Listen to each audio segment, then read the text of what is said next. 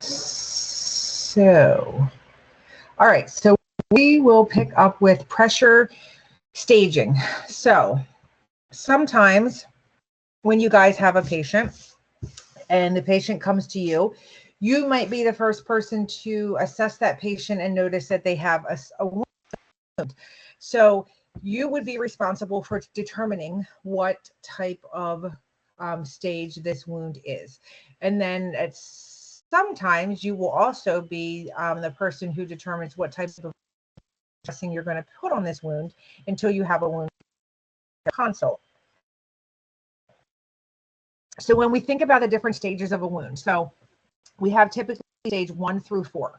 So stage 1 is going to be a non-blanchable erythema of intact skin.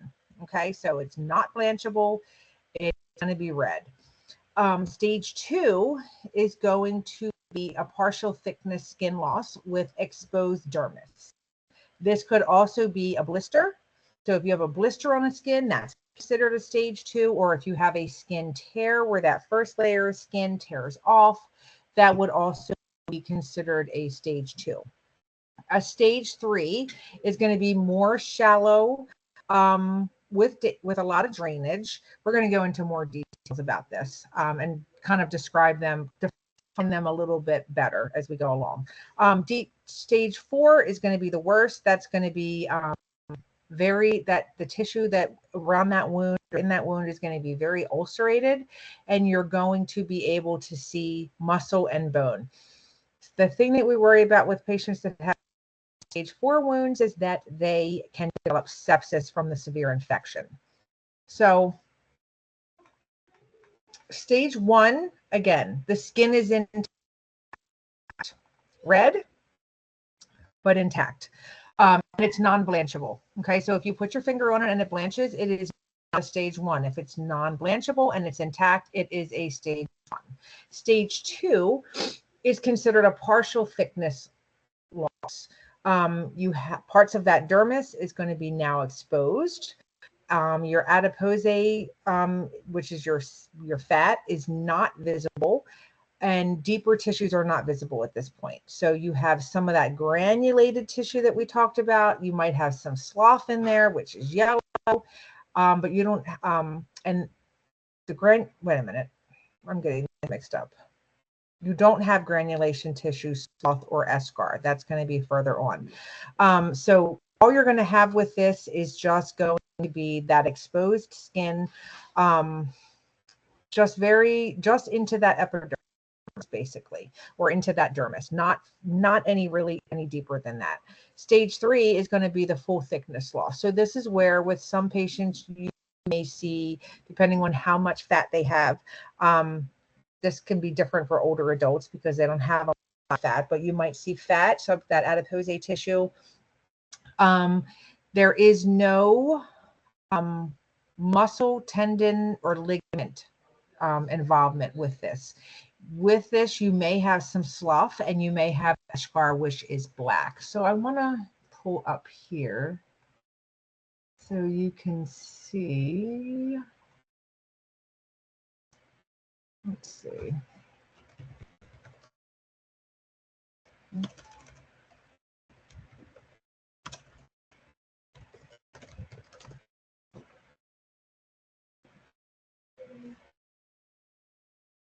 So this is a perfect picture of what slough looks like. So you see all that yellow right there. So whenever you see this, it's kind of hard for you to tell what type of wound this is. Professor Davis, it's not showing. It's not showing? Are you looking at something? Yes. Or do you have a slide up? No, I'm looking at something. You can't see it? No. The only thing you can see is the slide? Yeah, we can just see the slides. Okay, hold on. Let's see. Okay. How about now? No. You can't see this now? Yeah, now we can. Yes, now. Okay. Okay, so this is a good example of what slough looks like. So Slough, you can't really tell what's under here, right? We can't tell if there's subcutaneous fat. We can't tell if there's muscle or bone in there. So we would not really be able to stage this until we removed all that slough. Okay, if we think about eschar in a wound,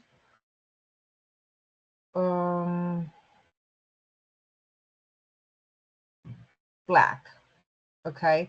Again, we wouldn't be able to tell how involved this wound is because it's covered in this black eschar. So we would have to debride that area and pull all that out to be able to see how far it goes down. So this is an actual picture. So just looking at the wound from the outside, you can't see what's under it. So you'd have to remove all of this surgically to see how many layers that wound encompasses. Okay, so that's what I mean by slough and eschar. Let me figure out how to share.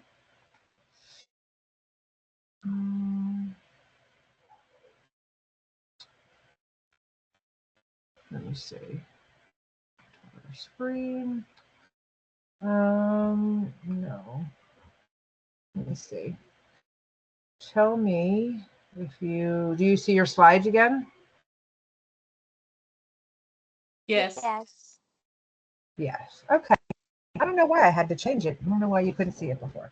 Okay. So when we think about that stage 3 wound, this requires debridement because you have to be able to pull all this stuff off to be able to see what's in here. Okay. If it's not visible already. So you would have to have, when we have a stage 3 wound, usually we do what's called wet to dry dressings, which means that we take a dressing that is wet, like a couple 4x4s that are moist, and we put that on the wound, and then we cover it with a dry dressing on top to keep that moisture in there. And then we usually use some type of, when we think about a debridement, so you could use a surgical debridement, you could put them into surgery and go in and do a surgical procedure where you pull all that off. Sometimes we can use something called Santal. Santal is a chemical debrider. We can put it, it's a clear colored cream, and we can put it on that wound, and it actually debrides the wound through that. That takes a lot longer, obviously. So if it's a big wound or there's a lot of infection involved, that's probably not an option. And then sometimes we can use different enzymes as well to be able to pull that. Some of these enzymes are embedded in some of your outpatient dressings that will stick to that wound and help pull that stuff off. A stage 4 is going to be full thickness skin loss, very, very extensive wound. So if you look into this wound, you will see fascia, muscle, tendon, bone. I've had patients that have had stage 4 wounds in their back, and I can see straight through into their spinal column. So stage 4 wounds are pretty extensive. And then what we worry about whenever there's any kind of muscle or bone or anything like that, we worry about them developing osteomyelitis, which is an infection that goes into the bone. And that doesn't usually have a favorable outcome. So it's really hard to heal a stage 4, and we never ever want a wound to get that far. And then again, when we talk about unstageable, that means that the base of that wound or that ulcer is going to be covered, and we can't tell exactly what stage it is. Okay, so stage 1, completely intact, and it's non-blanchable. Okay, stage 2, partial thickness, no tendon or any type of tissue, no type of green slough, anything yellow, none of that stuff is there. Okay, it's just a partial thickness. Your blisters, your skin tears are going to be considered stage 2s. Stage 3, you're going to be able to see more of that fatty tissue, but there's no muscles, no tendons, no bones, no cartilage involved in that. That's only going to be for your stage 4, but your stage 3 can have some of that slough and some of that eschar. Okay, so let's take a look at these wounds. What do you think A is?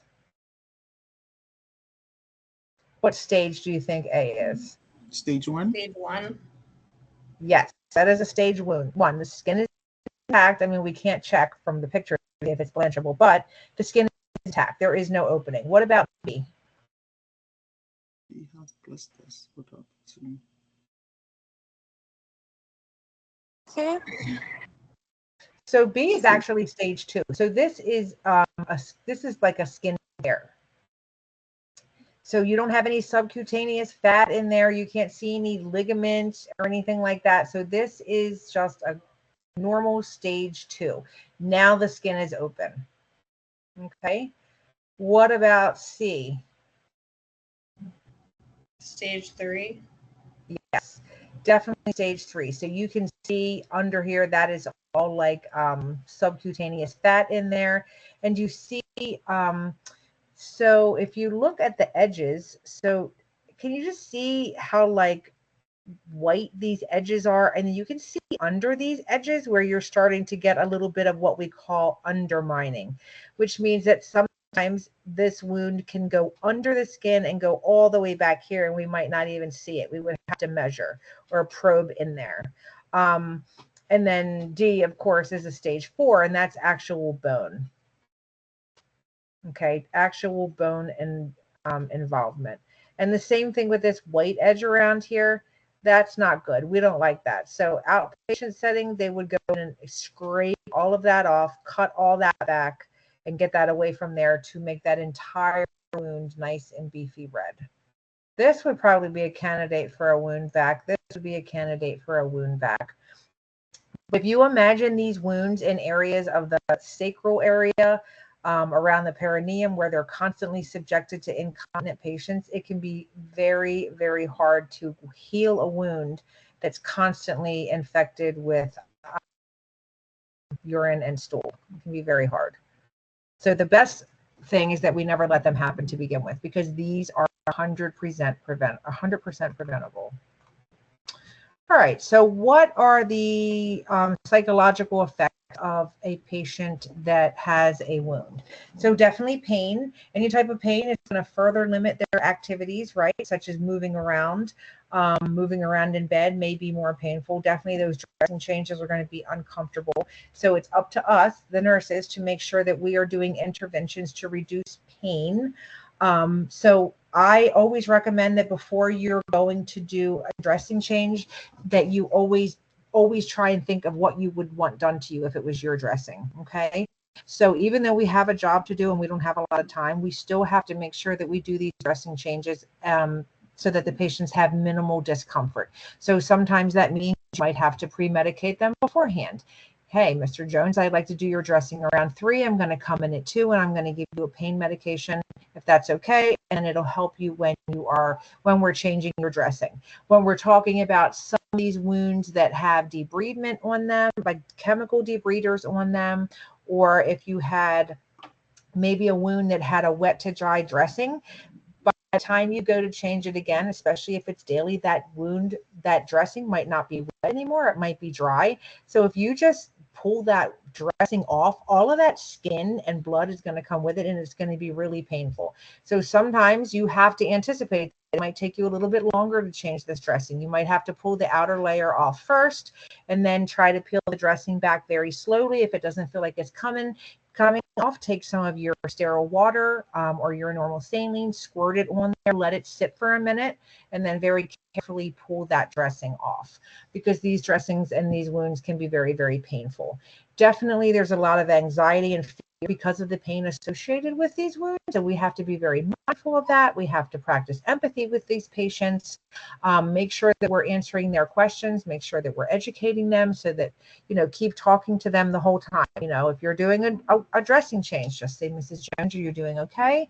Let me know if you're having any pain.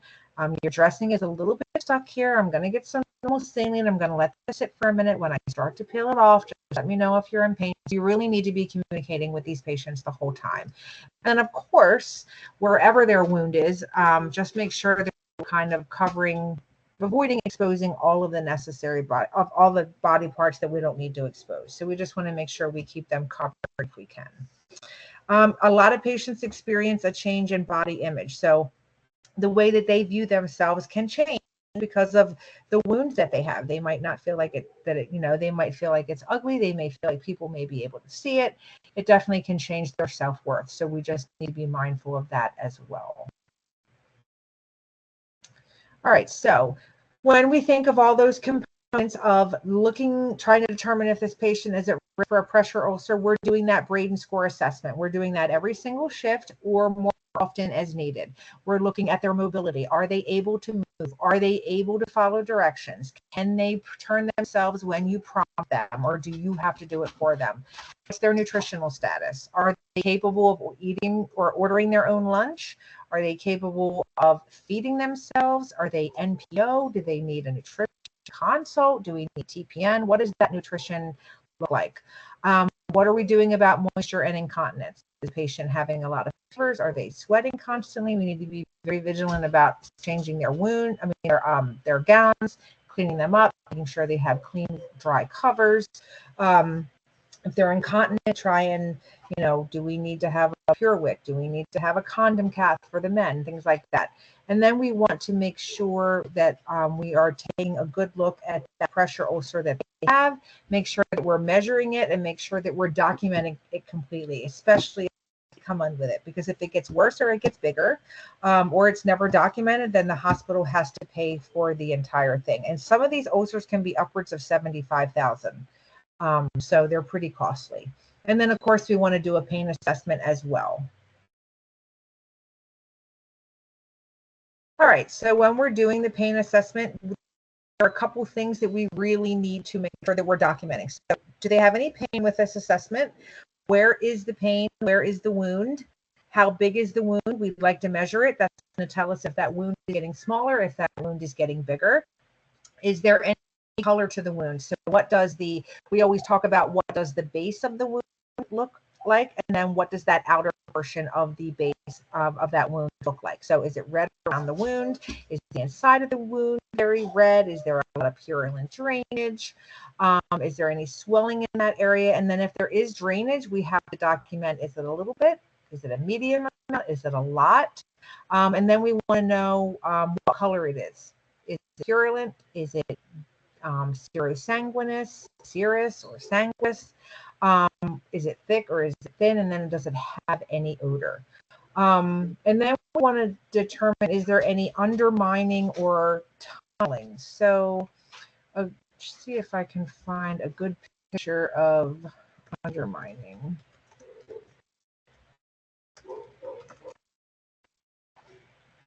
I spelled that wrong, but let's see. Oh, see this here? This is. Can you guys see the picture I have up? Yeah. Okay. So they're actually lifting this wound up so you can see, but if this wound was down, you wouldn't be able to see that. So that's why we have to do an assessment with like a long Q-tip and go all around the underneath of that wound, because you can see there's a pocket over here to the left and a pocket over here to the right. So these pockets develop very, very often for whatever reason. And this wound is now traveling underneath the skin, so it's not visible, and it's going further back, which we don't want. So we need to make sure that we're always looking for undermining as well. So undermining, which is having this big, like thick layer right here where it's like sticking out over top, and then the base of the wound is underneath, and then tunneling is where it goes back. So these are all the things that we're looking for inside of a wound. Okay.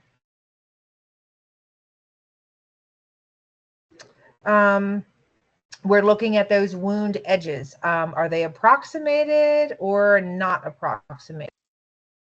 So let's see if we can find.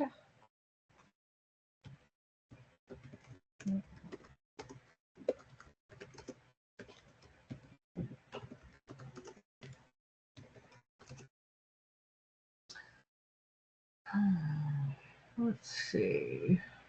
I can't believe they don't have more pictures. An approximated wound is always going to be one that's pulled very close together.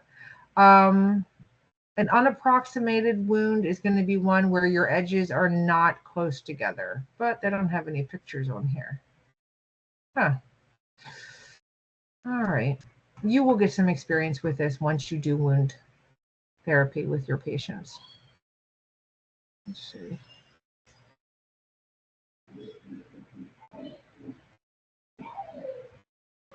Okay, they're not loading. I don't know what the problem is. Okay. I just wanted to be able to show you guys some, but it's not going to let me. All right. And then we want to think about nutritional status as well. So here is a very pleasant heel ulcer. So the bottom of this heel is, you got a lot of stuff going on here. So these black areas right here, that's that eschar that we were talking about. Again, we can't tell what's under there. We can't tell how involved this wound is because we can't see everything that's under there. Then around here, all this yellow slough is everywhere. That also, this is unstageable right now because we can't see the bottom. But the outermost part right here, we do see some of that red granulation tissue, but not a lot of it because we have all this yucky stuff right here. So we would have to go in and debride this and take all of this off the base of that wound to be able to determine what was going on. Now, as a nurse in the hospital setting, you will not do this. You may do this. Maybe you might assist in this if you worked in wound care somewhere, but you, just as the nurse or the LPN, you would never be responsible for removing this from a patient's skin and determining, you know, how involved it is. All right. So Professor what do we do Davis, when yes. You would say it's unstageable? This is unstageable. Yep, because this is covered with eschar slough, and we can't tell what's under that wound right now. We can't see. Is it just subcutaneous fat? Is there a muscle under there when we pull that out? Is there a bone right there? We can't tell. Thank you. Yep. So, like I said, sometimes you have to try and kind of figure out what you're doing when a patient comes in. So I see this happen all the time. Patients will come from the emergency room with just nothing on their wounds, and they'll put in a wound care consult, and they'll say, well, they have a lot of wounds, but we didn't know what to do. We ordered a wound consult. Well, that's okay for some wounds, but the majority of the time there is like just some general thinking that you can do that can help you with your wound. So any wound that you have that is wet, you should always have the thinking that you want to dry it.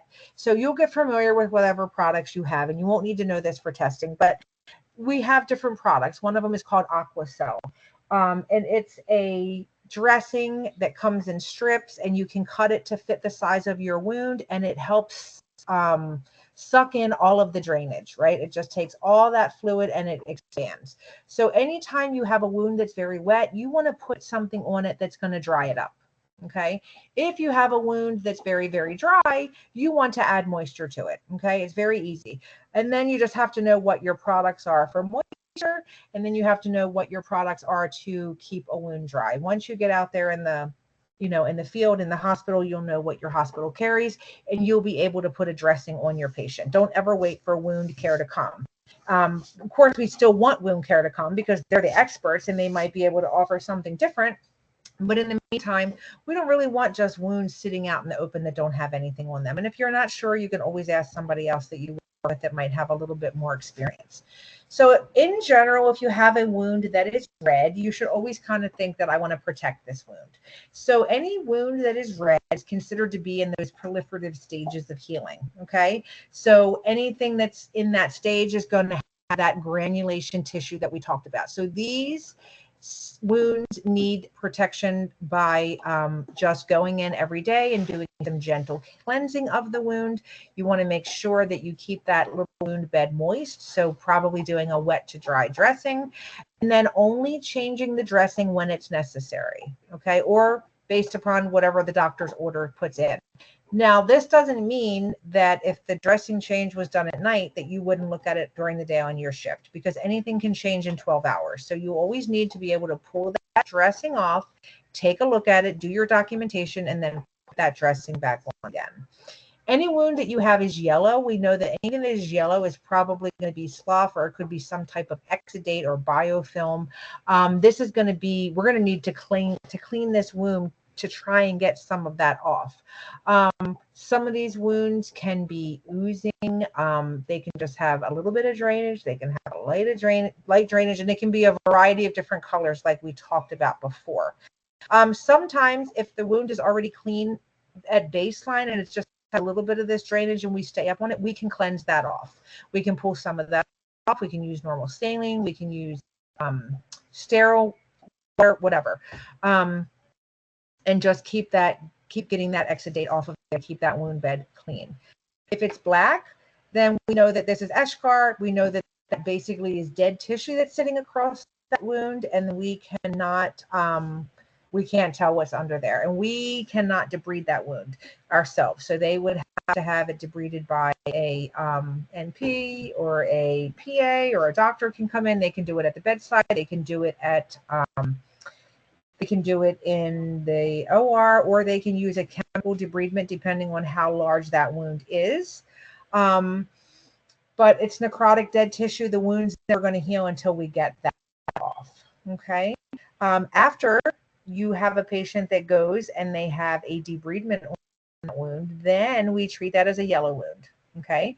And then after it continues to heal, then we would treat it as a red wound. All right, so when we think about the type of how we're documenting the amount of drainage that we have in a dressing. So if you have a dry dressing, you have no drainage. If you have, if the tissue is a little bit moist, but there's really no exudate on it, we would consider that scant or minimal. If you have 25% or less of moisture on your dressing, that's small. Around 30 to 60% of your dressing is moderate, and then large or copious would be 60 to 75% of that dressing. I've never seen this done, but I guess in some cases they can weigh them depending on how much drainage is in them. All right. What would make us think that maybe as we're looking at this wound, that maybe this wound now has some type of complication? Maybe it's an infection. It might have a staph infection. It could have been something they picked up in the hospital. So if we see that this wound is now swollen, or it's more swollen than it was before, so it's why we always need to have this baseline. Is the wound deeper red in color? Does it feel a lot hotter or warmer when you touch it? Is there more drainage than you had before? Is that drainage now purulent where it was once serous? Does it smell horrible when you take that dressing off? And are those edges around that wound now separated? Is there any dehiscence there? Has the wound gotten bigger? And is the patient complaining of new pain? So these are all things that we want to make sure we're good about documenting. And then we should let the physician know. Maybe they're going to want to do blood cultures. Maybe they're going to want to do a culture and send it off. And then they're going to, treat with antibiotics. So they need a lot of monitoring, and we need to be in contact with the doctor with these issues. And we should also definitely be monitoring their white blood count as well. All right, so measuring the wound, we're going to do the size of the wound, the depth, and we always want to say, do we have any presence of undermining, tunneling, or any little tracks that run through that wound?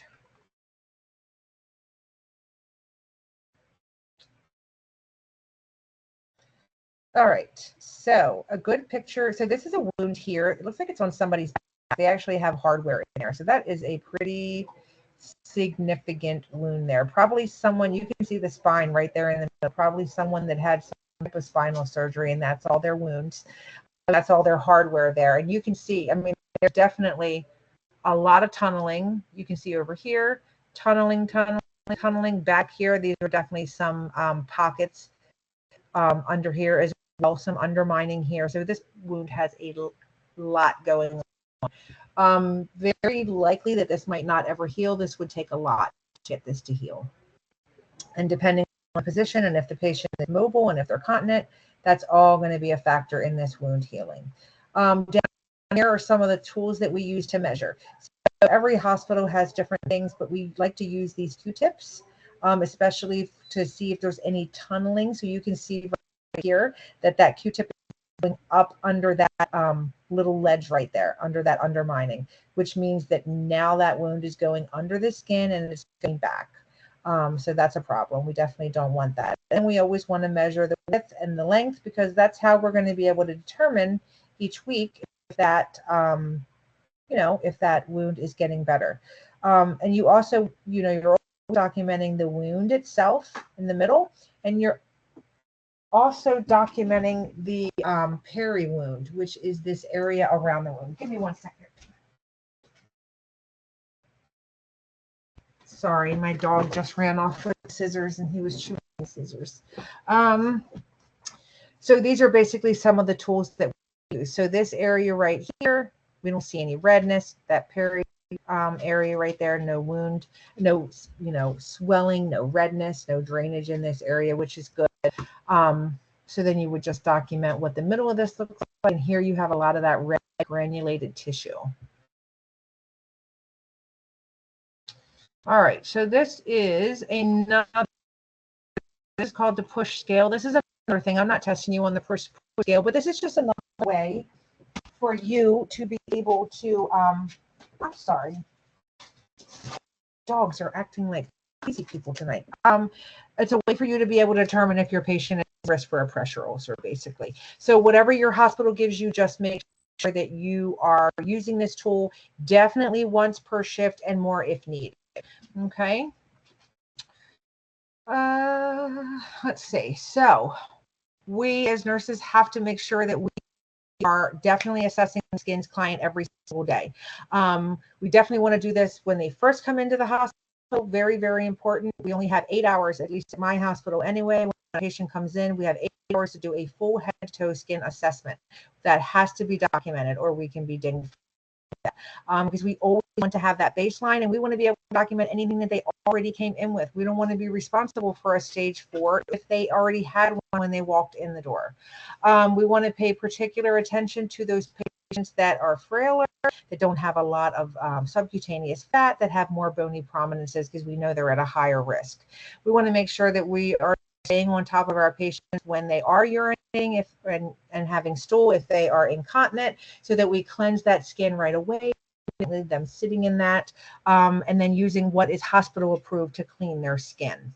We want to make sure we're protecting that skin from moisture. So if they're incontinent, let's implement all the things we can. Do we need to put a Pure Wick in? Do we need a condom cap? Do we need to put moisture barrier on them? All that good stuff. And then we want to make sure that when we are turning, repositioning them and pulling them up in bed, that we're using those techniques that we know are going to keep our patients from having skin tears, shears, and friction injuries. And then we want to make sure that we really educate our patients about what they should be including in their diet. If we think they need help, let's get the doctor to order a nutrition consult. Let's get supplements on board for them, some Ensure, things like that. And then again, make every effort we can to get them patients out of bed. I say almost every patient is considered chair bound. We always get somebody that's bed bound into a lift and put them in a chair. Okay, so when we have the opportunity to move them, we should. And then we want to make sure we're always communicating with other people about the care of this patient. So if you have a tech with these patients in the morning, you want to give them a report. Hey, Mrs. Jones is a Q2 hour turn. She's not able to turn herself. She already has a stage 2 on her bottom. She's incontinent. She has a Pure Wick. Let's make sure we're paying close attention to her and make sure we're keeping her dry and turning her. So it is a team effort, but you are ultimately, as the nurse, responsible for making sure that it happens, because it is something that you're delegating. Okay. So some of our nursing problems that we may see for pressure injury, we might see impaired bed mobility, right? Because they have a decrease in activity, or they're intolerant to just normal activity. They might have some type of cognitive impairment, imbalanced nutrition, less than the body requirements, because maybe they're NPO, maybe they're on a ventilator and they're not eating, maybe they're having an issue absorbing nutrients, whatever the issue is. Acute pain, impaired skin integrity, impaired tissue integrity, definitely risk for infection, and then risk for a pressure ulcer. All right, so when you go in and you document your pressure ulcer, you are definitely documenting the wound location, where it is, what type of drain you have, how big it is, all your measurements, the color of the wound bed itself, that peri-wound area around the wound, what that looks like, and then you want to document what type of dressing you put on, and then how the patient responded to the treatment, if they tolerated it well. And then you want to make sure that you're reevaluating that treatment accordingly. So if it's the dressing is changed twice a day, make sure it's, you do it during your shift, and then you would pass that information on to the next nurse.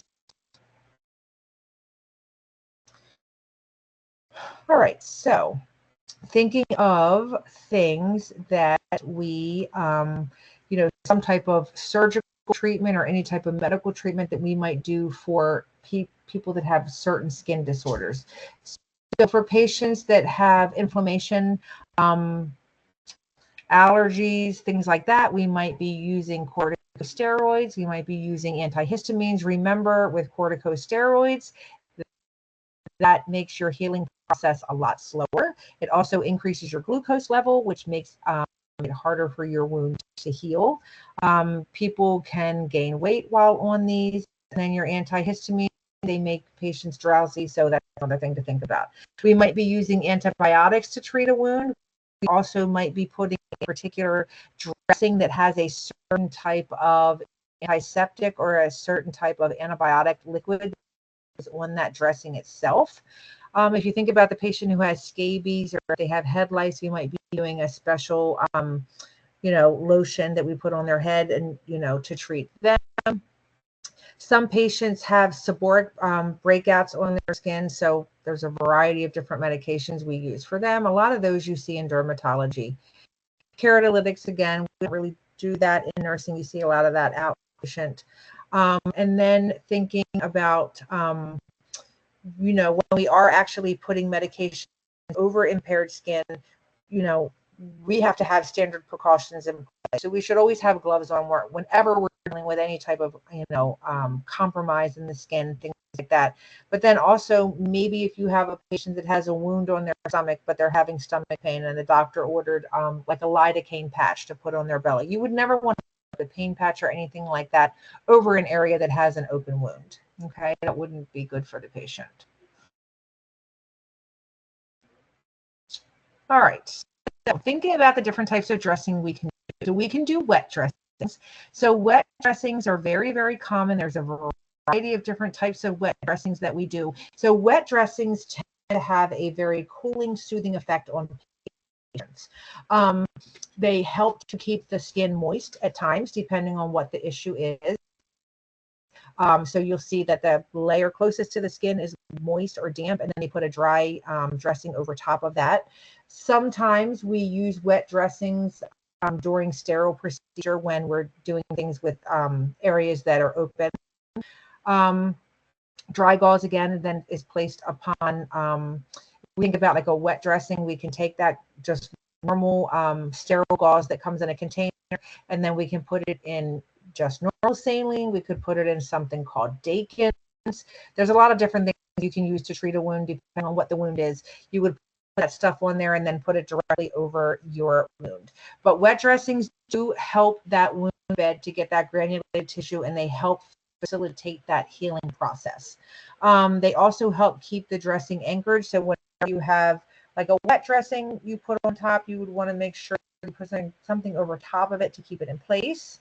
And then usually these dressings are left in place until dry because we use these as a debridement. So that's what I was saying a couple minutes ago. If you have a wet dressing that's on a patient from yesterday, by the time you come to change this dressing 24 hours later, that wet dressing is probably almost dry and it's kind of like stuck to the wound. So part of it is meant to debride, but you have to be mindful about doing that. You don't just want to rip it off because it's like pulling a scab off the wound. It would be very, very painful. But is the purpose sometimes to be able to debride that wound and pull that off. But you just have to moisten it a little bit to get that stuff to come off easily so the patient's not in excruciating pain. All right. Sometimes your patients might be ordered therapeutic baths. trying to think. We don't really have bathtubs in the hospital, but it helps if your patient has chicken pox or something like that. They might get an oatmeal bath. We really don't, for certain skin disorders, when you think of a therapeutic bath, they don't really have a lot of soaps and a lot of damaging things. We want them to use that therapeutic, whatever that medication is that we recommend for them. So anything over the counter that you have at home, we don't want you to use. Definitely don't want to have really hot water, not cold water, but just warm water.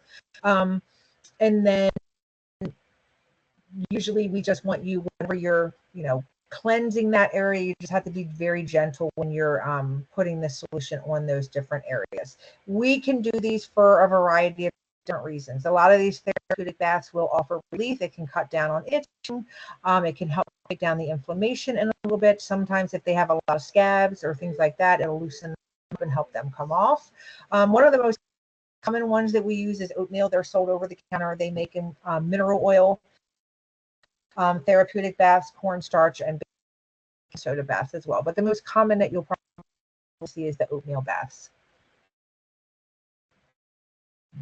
You might see baths in the outpatient, like in long-term care facilities, subacute rehab, because they do offer some. They have usually 1 or 2 tubs they can use for patients that need to, have something like this done. All right. So thinking about if we have some type of a skin disorder and we have to take a piece of that wound off, take a piece of that skin off. I'm sorry. Hold on a second. My dog is out of control. I'm sorry. Now he has issues. We might want to do, there's a couple different things we can do. So this is not anything that you'll probably see in inpatient, but you'll definitely see this if you work in outpatient dermatology. They use a lot of laser therapy. The laser therapy is just, it has a little bit of radiation in it, and it helps vaporize the tissues, and it helps to work on your blood vessels to get coagulation to get started better. I can't really think of anything in particular that they would use that for. There's a lot of different things that they can use for. I know blood vessels and things like that they can use it for. Sometimes if they are going to take a small piece off to send off, they can laser a piece of it off. It just depends on what it is. Cryosurgery they do this a lot if they're going to, sometimes we get these older people, as they get older, get these non-malignant little formation of crusty patches on the skin, and they will go in and burn them off. Use cryotherapy. It's liquid nitrogen. It's very, very, very cold when it goes on. It doesn't usually hurt. They numb the skin first, and then they remove them, and then they send them off. Because those little lesions over time, if you catch them early, they're benign, but as they sit there and they continue to grow, it can become squamous cell or basal cell carcinoma. So they like to remove them early. So basically they numb the site a little with just a little bit of topical stuff. They put this really cold liquid nitrogen on it. It usually doesn't hurt. After a couple of days, it can be painful because it does get a scab and that area becomes a little bit red. Total time for healing is about 4 to 6 weeks, and usually afterwards is when they have a little bit of discomfort. And then when they have growths that they just want to get rid of, that they don't think are necessarily cancer, they can do something called electrodissection or desiccation rather. A lot of things, warts, plantar warts, they can do that. Warts that just grow on other areas of the body, skin tags, things like that. They can just go over and shrink those areas and get them off the body. But again, you don't usually see these. I'm not testing on those. You don't need to know that for your exam. All right, so we did talk a little bit about wound care centers. So a lot of patients that have long involved wounds, chronic wounds, especially your diabetic patients, it is not uncommon for them to visit wound care centers every single week to have those wounds looked at, and then also going to these hyperbaric treatments. So this hyperbaric chamber that I was talking about, it's open on all sides. There's a TV up there. You put the patient in there, and then they use high levels of oxygen to get to the wound. So this picture here. So normally your insurance pays for like 30. They call it a dive. Every time I go in, it's a dive. So insurance will pay for 30 dives, 60 dives, pay for 120. It pens. So here's a wound here. This is a typical diabetic ulcer. This patient doesn't have any feeling in this foot here. Probably didn't even know this wound was here. What happens with diabetics is the modeling of their foot, like the frame of their foot, starts to break down because of the diabetes, and then their feet rub in their shoes in certain areas, and then they get a callus, and then that callus turns into a wound. So this is just a typical diabetic ulcer, and you can tell how circular it is there. You see all this tissue around here, which is really thick. They would come in every week and cut that off and then scrape all that yellow stuff out of the middle, that's tough, and then scrape that wound bed, get it to bleed, start that inflammation process, and it would heal. So this is a patient that had that done every week and then went to hyperbaric treatment. So you can see after 59 treatments, it actually healed it. So sometimes if you have a wound that's hesitant on healing, they will send patients, if their insurance pays for it, to hyperbaric treatment, and it can help heal those wounds.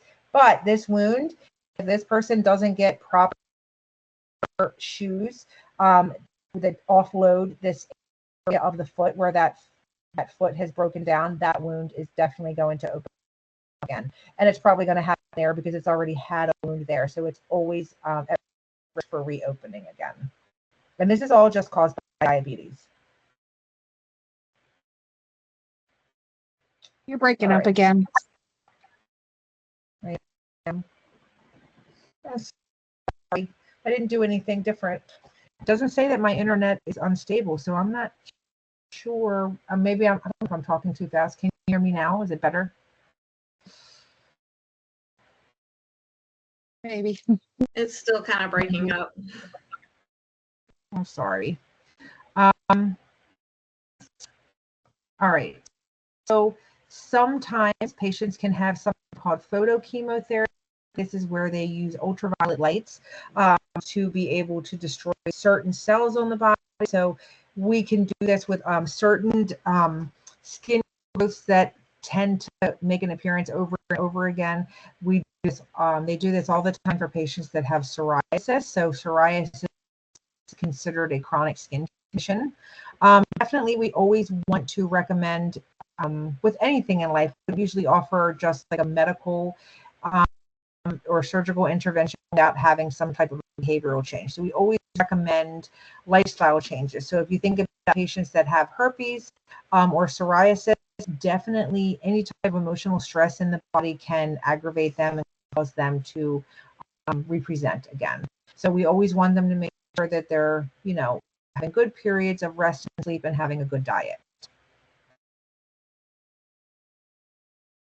All right, so how do we clean a pressure ulcer? So definitely every time you do a dressing change, you're cleaning the wound. Normal saline, sterile water, whatever you have, you're going to clean that wound each time, always using a clean technique. Make sure that you're gentle when you're cleaning that wound. You don't want to really apply any heavy pressure. It's going to be painful.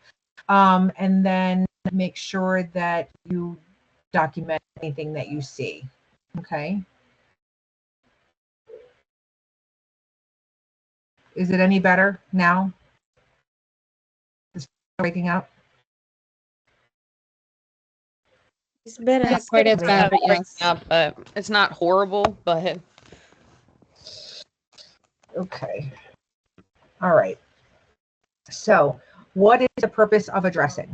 You guys need to know the purpose of a dressing. You guys need to know this slide. So we know that whenever we put a dressing on a patient, it's going to protect that wound from becoming contaminated. It's going to help healing because it's going to absorb that drainage from that wound and keep it from sitting on the skin. And also some of these dressings are wet to dries are going to actually serve as a debridement, right? To be able to pull that yucky stuff off of the wound that we don't want on there. Sometimes a support to the wound site. It helps keep that other dressing in place. Sometimes it promotes thermal regulation of that wound surface so that we're not losing a lot of through it. It promotes a moist environment. So sometimes if you have a wound that's very dry, you want to have a wound dressing that is moist on top of it. Some of these are comforting when we put these dressings on, depending on what we're put on it if it has a certain type of medication. If it's just a wet dressing, it might provide comfort to that site. Definitely, there are some psychological purposes to these dressings too that it can offer our patients because they don't like to see their wounds. Okay, so if it has a dressing on it, it's easier for the patients. We can use these dressings to remove necrotic tissue. We can use it, like I said, to prevent contamination, to control infection. And we want to protect that wound from any further type of injury as well. And they also serve to protect that outer, that surrounding skin that is not damaged. All right, so there's a lot of different dressings that you can use, a lot. You're always going to be familiar with whatever it is you use with your facility. So a lot of gauze dressings we use all the time, sometimes dry, sometimes wet. Transparent dressings, I love these to be able to see what's going on in that wound. We use these a lot for IVs, but sometimes if we want to see what's going on in that wound and we just want to visualize it, we'll put a dressing like this on. We have Telfa, which some of these are non-stick, just depending on what's going on with the wound. All right, so some terms that you should be familiar with, you guys can look these up. You'll find them in your book. So contamination, sterilization, clean, medical asepsis, disinfection, sterile, dirty, surgical asepsis, and autoclave. Autoclave is a way that we use to sterilize our equipment we use over and over again on our patients.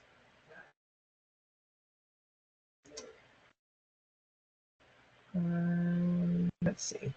All right, so types of bandages. We have a lot of different ways where we can wrap a wound. So you will just learn from experience the best way to wrap a wound, how to hold the dressing, how to do it. There's a lot of different things you can do. Sometimes you do a figure 8, you do some crossovers. Sometimes you just wrap in a circle. Sometimes you wrap in a spiral. Sometimes it can be a little challenging if you look at the picture on the right of the patient that had an AKA and above the knee amputation. Because of the way that dressing is, but you will learn how to do this. I feel like doing a bandage is an art, but you will get more experience and you will learn how to do that. There's a lot of different things out there that you can use. Sometimes we have patients that have to wear binders for a variety of different reasons after they have a surgery. There's a lot of different binders that you may see in the hospital setting. We see a lot of these in our surgical unit.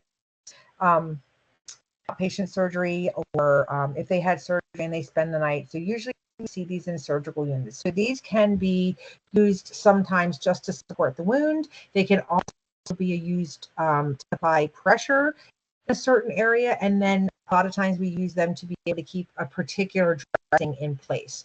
So usually if you have a straight binder, that's what we use for any type of involvement in the chest or the abdomen. Usually these are they attach with Velcro. A T binder is something that I feel like you won't see that very often.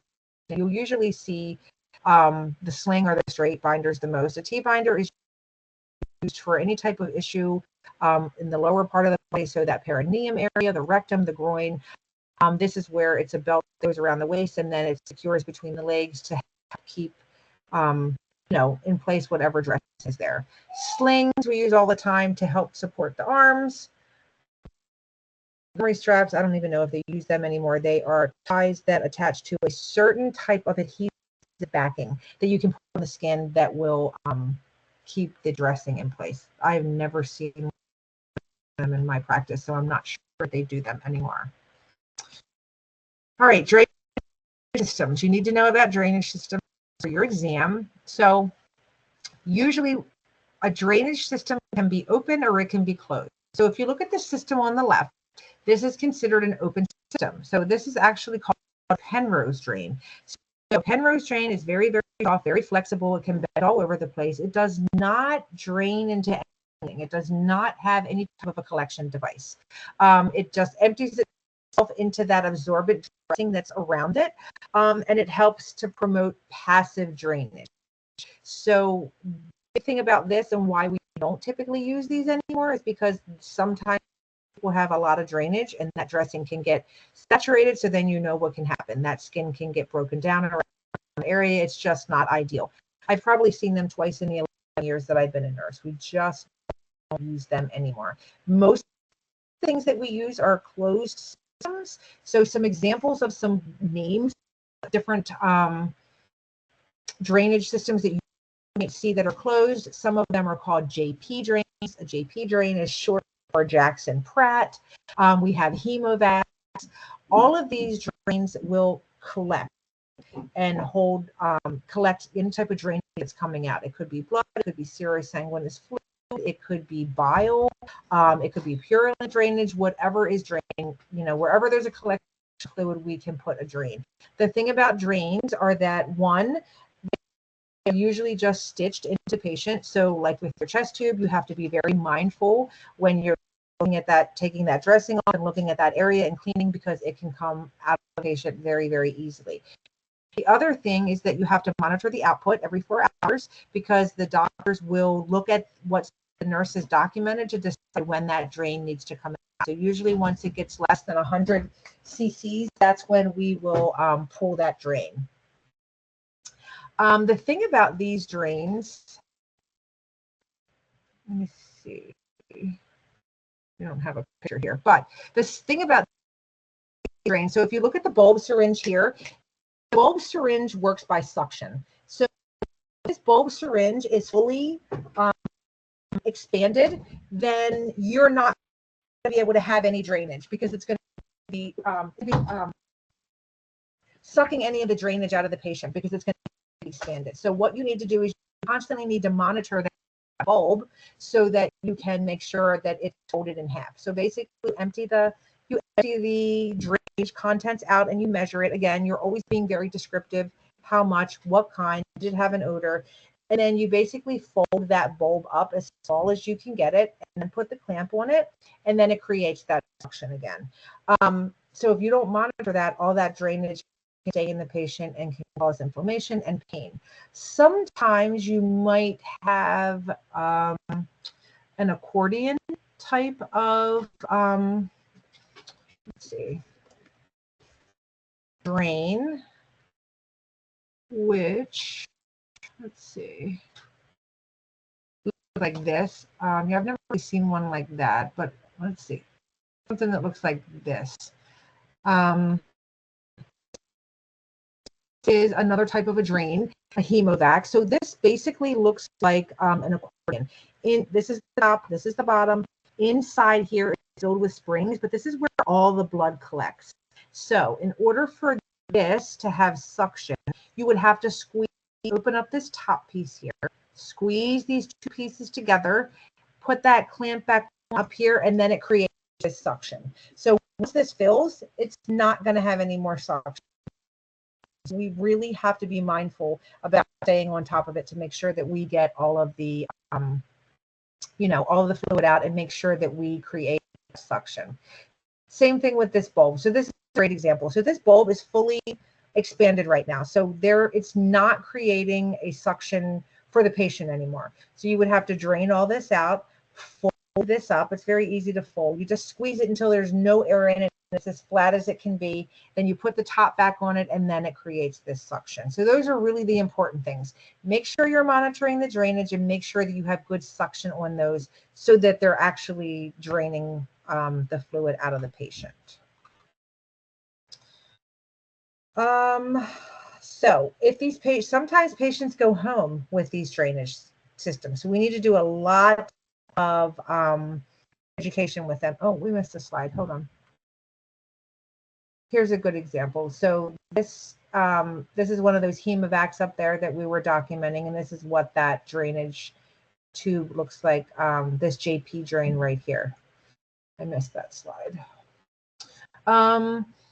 When they go home, we need to do a lot of education. So we need to make sure that the case manager has set up home care for them, because ideally they're not nurses. We don't want them caring for this themselves.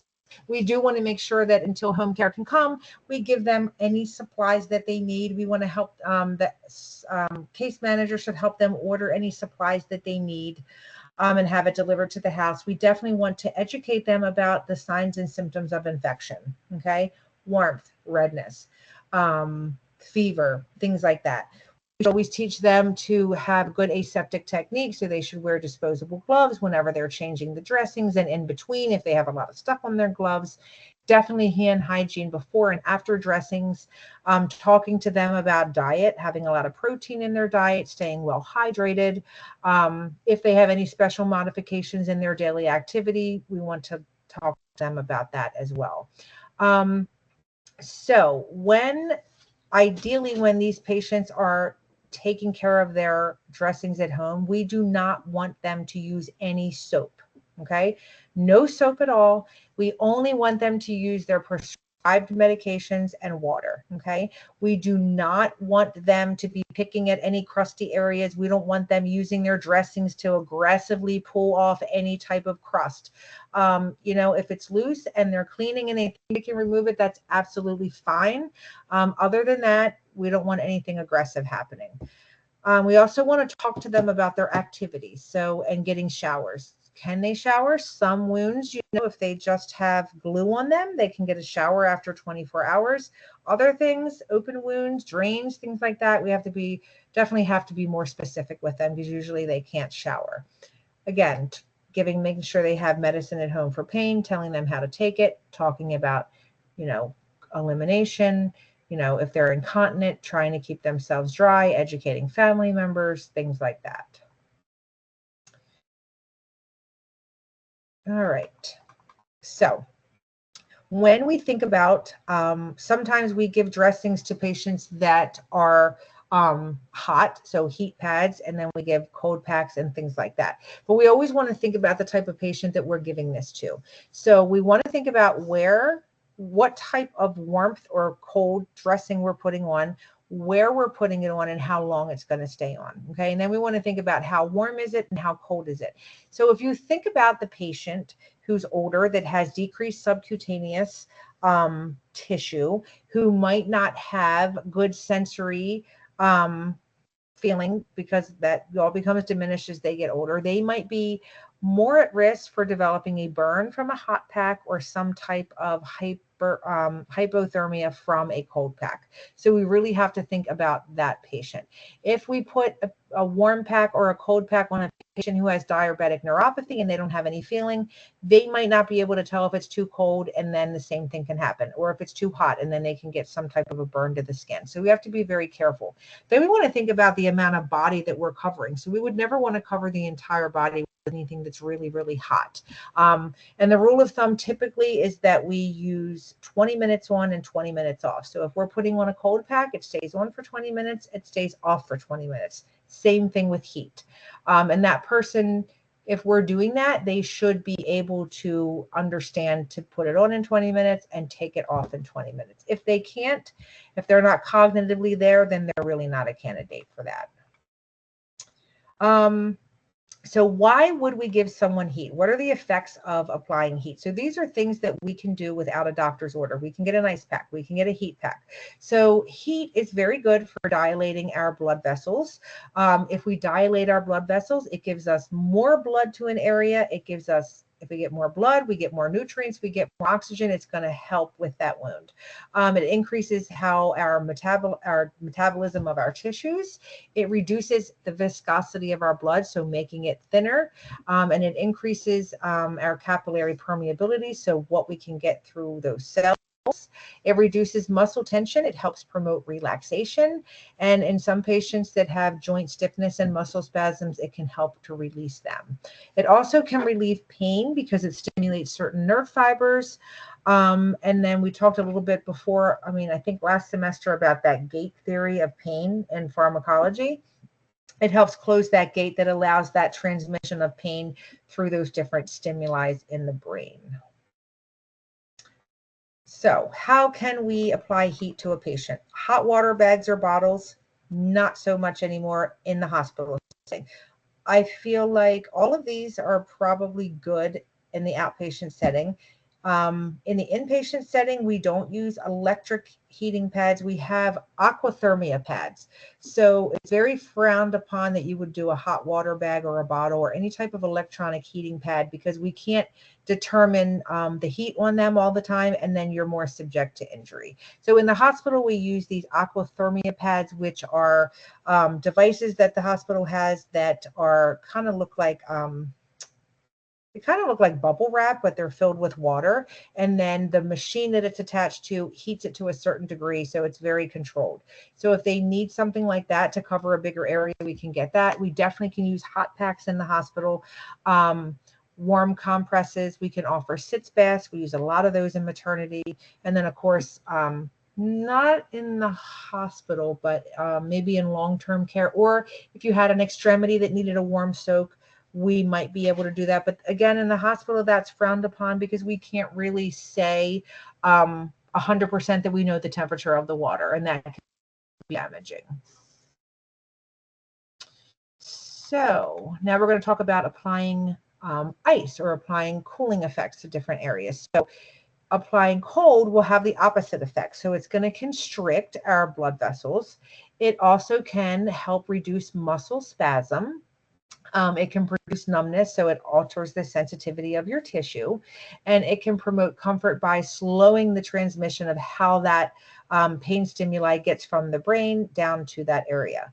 It promotes comfort, it reduces blood flow to our tissues, decreases the local release of histamine and serotonin. These are all, they can also help reduce edema and inflammation can cause pain. So what do we use usually to apply cold? Definitely we have ice packs, ice bags, cold packs, hypothermia blankets, probably used in ICU. I've never used them in a med-surg floor, and then those cold compresses. Oops. All right, so sometimes we have to do a sterile dressing. I have never in my entire life as a nurse done a sterile dressing. I think if you worked in a surgical ICU, or if you worked in a some type of wound unit, maybe you might have to do like a surgical sterile dressing, but I've never seen it done. And in fact, we don't even test on it anymore in the RN program because it's just not something that we do as nurses. But the thing about a sterile field is we always want to make sure that we're adhering to a couple key things. So we always want to make sure that wherever we open this sterile packet, that we open it correctly. You usually is you'll see this when we come back for lab. We'll show you how to open a dressing, but usually you open up away from you and then the sides and then towards you. You always are trying to think when you're opening this that you want to prevent contamination. So usually there's a 1-inch pretend border around that dressing, which is okay for you to touch with your hands. Any further than that, you've contaminated it and you need to get a new one. You always want to make sure that your dressing is intact before you open it, and you want to make sure that it has not expired. You always want to make sure that that package is at waist level. It always needs to be in your visual field. So if you turn your back on your dressing field and it ever comes out of your visual field, it's contaminated because something could have happened and you may not have seen it. If it is below your waist level, you can't keep your eyes on it. If it's above your waist level, you can't keep your eyes on it the whole time. Ideally, you always want to have this package on a flat surface so that you don't compromise the integrity of it and you remain sterile. Obviously, it should be dry. And then you open that outermost flap first by touching the edge only. You pull it up and away from you first so that you make sure that you're not reaching over the kit. But we're definitely going to talk about this when we do Foley's because it's a sterile kit, and we'll show you exactly how to do that. When you set up your sterile field, you're going to continue after you open that first flap. Then you're going to open the side flaps next to you one by one. And you always set it up so that that top flap is, there's always going to be a flap a flap on top. And you always want to set it up so that it's facing you, so that when you open it, it goes to the back. And then you'll see your 2 side flaps that are there. And then lastly, the very bottom flap is going to be the one that you open towards you. So you never want to cross over your sterile field. You never want to turn your back on your field. And you want to make sure that you are only touching that 1-inch border around the entire package, because we consider that little portion sterile. All right. So if you ever have to add any supplies to your sterile field, you always want to make sure that you add supplies before you put on your sterile gloves. Because if you touch anything that's not sterile, then your gloves are not sterile anymore. Okay. So if I have, sometimes when we're doing central line dressing changes, we have a little disc that goes around that keeps the, keeps any type of fluid or any kind of liquid from getting on the actual line. We have to change that every time we do a dressing change, but it doesn't come with the kit. So after we open up our kit, we take that little disc that we get from distribution, we open the package, we open the edges, and then we actually hold it over top and then just dump it on the sterile field. But again, we're going to go through all of this when we do Foley, because we're going to have an opportunity to do all of this, so it'll make more sense when you see it. When you have a new sterile solution, you always want to make sure that you date it, time it, and initial the container. Okay. Anytime anybody comes back after you and uses that solution, they know that it's only good for 24 hours from the date that that person put on it. And then you have to do something called lipping. So lipping is where you take the lid off the container and you pour a small amount of that liquid into the trash can. Okay. And you have to do that every time you use that fluid after that first initial time within that 24 hours. Okay. Any solution that you need to pour into a container, you do that on your sterile field. All right. Now we're going to go into burns. So burns definitely there's going to be a lot of questions on burns on your exams. So there's a lot of different type of burn injuries that we can get. So you can get a burn from dry heat. You can get a burn with obviously direct contact with surfaces. You can get a chemical burn. You can have an electricity burn. The thing about electrical burns is sometimes you can't ever assess the damage on the inside. You always have an entrance and an exit, but we always have to worry about the damage in the middle that we don't see. We can have radiation burns. We can have heat burns. Any type of burn can cause a variety of different degrees of burns, okay, when we think about those different skin layers. So when we lose skin and we have burn injuries, we always want to think that we're going to have an issue with sensory, right? Because especially depending on how much involvement there is in those layers, we could anticipate temperature regulation. And then we can also think about our body's ability to be able to sweat and to make those oils that we need. And then we also have to think about our metabolism is going to be greatly increased. So thinking about that basal metabolic rate is going to be definitely increased because our body is working in overdrive to be able to maintain the body heat that we have because of that damage in our tissue. So dry heat injuries, any type of explosive or an open flame. Contact burns, again, you're cooking in the kitchen, you come in contact with hot metal. If you're laying some type of pavement, you're doing like tar or grease.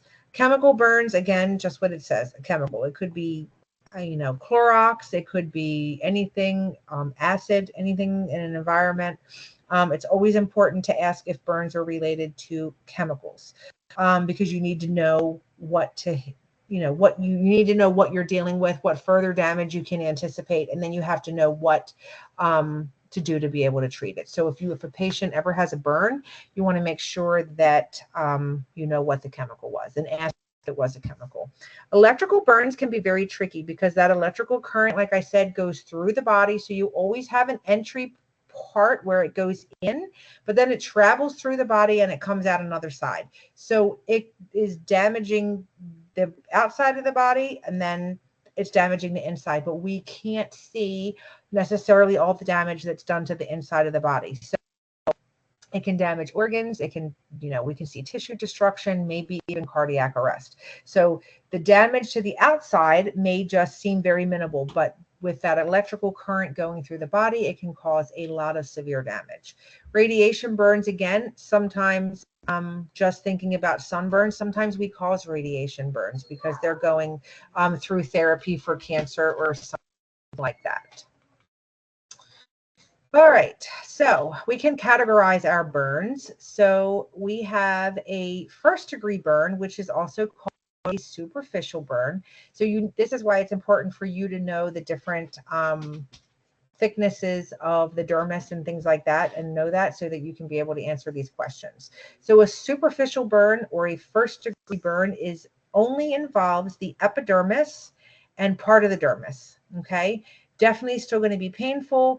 It's going to be red. You're going to have some swelling, but normally this will go away on its own and does not leave any scarring. The epidermis and the dermis and our hair follicles, you're going to see damage to those with your second-degree burns. So with your second-degree burns, you can have two types. You can have superficial partial thickness. That's going to be, like I said, your epidermis, your dermis, and your hair follicles will be intact. Maybe pink, maybe red, sometimes maybe mottled. You might have blisters. You might have some of that serous exudating fluid, but you're still going to have some blanching with pressure. Your deep partial thickness, also a second degree, is going to be deeper. You're going to see deeper involvement of that dermis. You're going to see a lot of damage to those sweat glands. And then these can be a variety of different colors. So some might be red, might be patchy red, could look a little bit waxy. Some of them can look very, very wet. Usually these do not blanch with pressure, and they're more sensitive to just pressure only. Your full thickness burns are going to be considered your third-degree burns. So this is going to encompass your epidermis, your dermis, and your subcutaneous tissue. So these typically tend to be, they can be black, they can be brown, some can be red, some of them can be white, but we really see a lot of brown and black with these third-degree burns. These burns can tend to look a little bit leathery because of that eschar. Eschar does tend to look a little bit leathery like. Usually the thing about these is that it's painless. So if you have a patient that came into the hospital, maybe they were in a fire and they're still talking, but they have third-degree burns on their body, they may not present how you think they should be presenting. So they may be making jokes, they may be holding conversations, and you might be shocked because you see the degree of these burns and you see the condition of them, but they're not experiencing any pain because we've gone through all these layers, okay? You're gone through the epidermis, the dermis, and the subcutaneous tissue. So that's what you guys need to understand, is that sometimes they might not present with how you think that they should because they're not experiencing any pain. Then your fourth degree, again, some of this may include your fat, it can include muscle, and then all the way down to the bone. Again, painless, a lot of scarring with these wounds, usually typically black. And then again, not aware of the severity because they're not experiencing the pain. So this is just a kind of that same slide that we saw earlier on that just shows you where those different degrees of burns would be. So your superficial first degree, then you have your second degree, your third degree, and then your full thickness. So it would go through all these layers all the way down to the very bottom. So that's pretty significant. All right, so this is a picture of a person. Actually, I believe this was the first person to ever have a face transplant. So this is what he looked like. I don't know what happened to this gentleman, but he, I don't know if he was burned, but he needed to have extensive facial reconstructive surgery. So this is him on the left. before he had the surgery. And then this is after years and years of multiple surgeries. They did a face transplant on him. To the right is just a lot of burning. So you can see like this black leathery look up here. This is like that black area that we were talking about. You can see some of the tendons here. This bottom down here, D, is when they're getting ready to do a skin graft on a patient, so that they can cover these areas up so that they can heal. All right, again, this is just kind of a recap of what we talked about. It talks about the names of the different degree burns, what layers of involvement you have, and then how long typically it takes to heal, what that looks like, and then what are your complications. All right, so this is just another classification system that I got from your book, so you guys can look over that. All right, so throughout this semester, we have been talking about different burn injuries, and we talk about some things that you guys kind of need to anticipate when you're dealing with a patient that has a type of some type of a burn injury.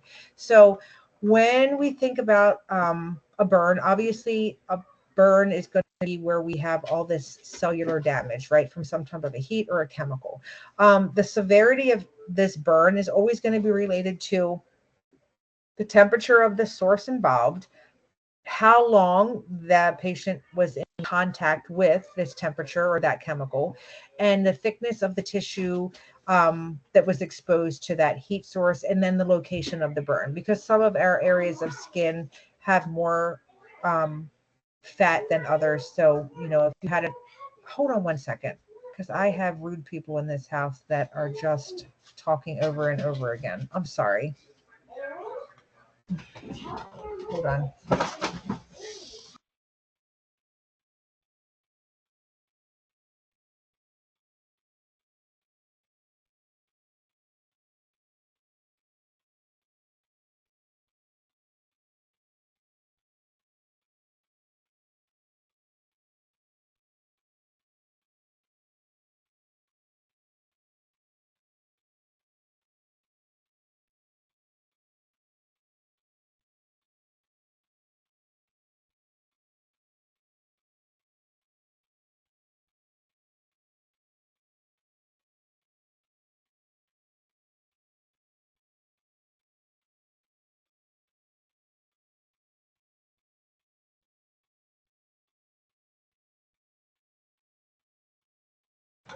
I'm back. Sorry. I live with a house full of rude people who have no respect for the fact that I'm teaching, including my husband. Okay. It's all good. This is what my whole life was like during COVID. Every lesson was online, and every night was, Larry, I'm teaching. Stop talking. Turn the TV down. I don't understand. Okay. So when we think about these burns, we also have to think about the process that the body goes through when the patient is burned. That whole process that happens afterwards is kind of compounds on top of that initial burn and causes more damage. So the tissue that is below that initial injury starts that inflammatory process like it should, because it's trying to heal things. But then we see a lot of edema, fluid buildup, and things like that. So that can add more injury to these burns that we have. Then we see what we call these neuroendocrine issues that develop in the body. So usually these issues happen within the first 24 hours. What happens basically is that you have some hormones and some antidiuretic hormones that are going to be released because of the stress to the body and because of hypovolemia. So if you think of significant burns that go all the way down and we have significant fluid loss, that can cause hypovolemia. Okay. In response to the hypovolemia and all these hormones being released, it's going to cause the body to hold on to sodium. Okay. And if we hold on to sodium, we're going to hold on to water, and then it's going to cause peripheral edema. And that peripheral edema is going to cause more issues to the injury, to that burn we already have. Okay, so what happens is that fluid from the body is going to move towards that burned area. We're going to see that edema.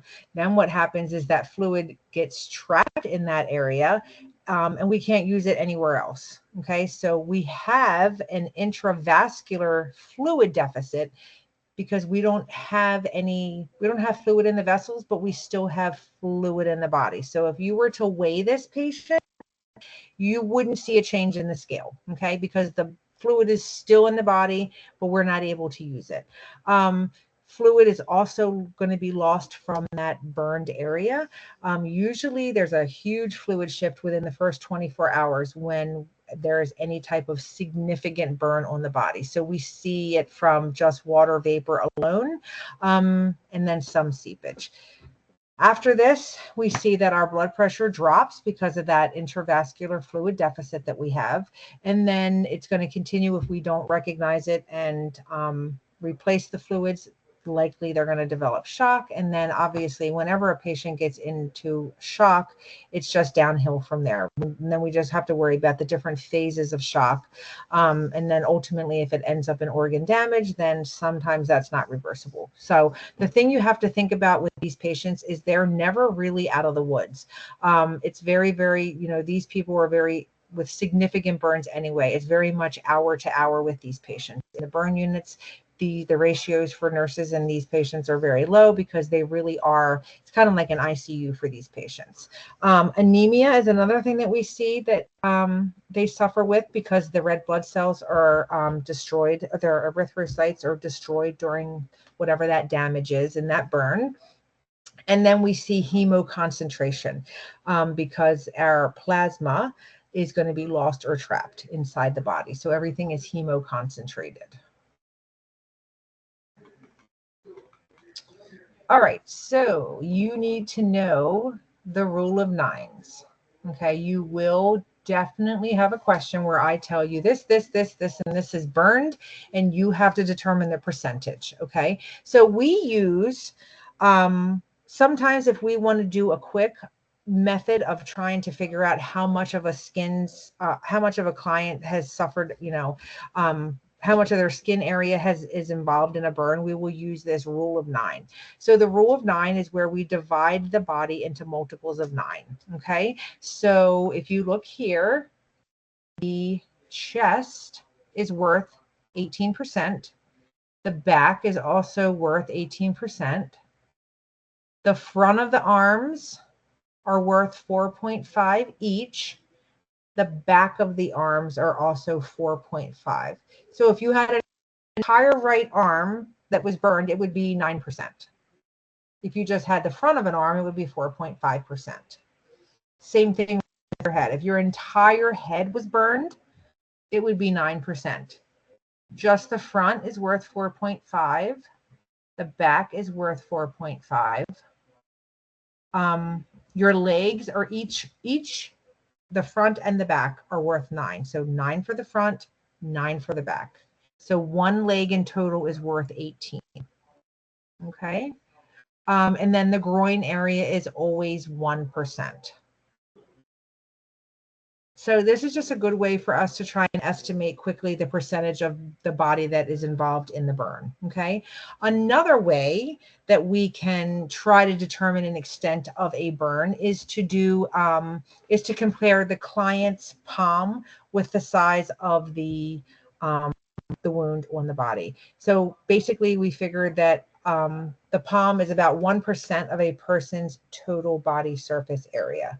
The best method for calculating burns is, this is the best method that we can use when we're looking at a burn on a site where it's not, it's more of an irregular shape, and if it's scattered across different, all over the body, maybe up here on the shoulder and then down on the leg.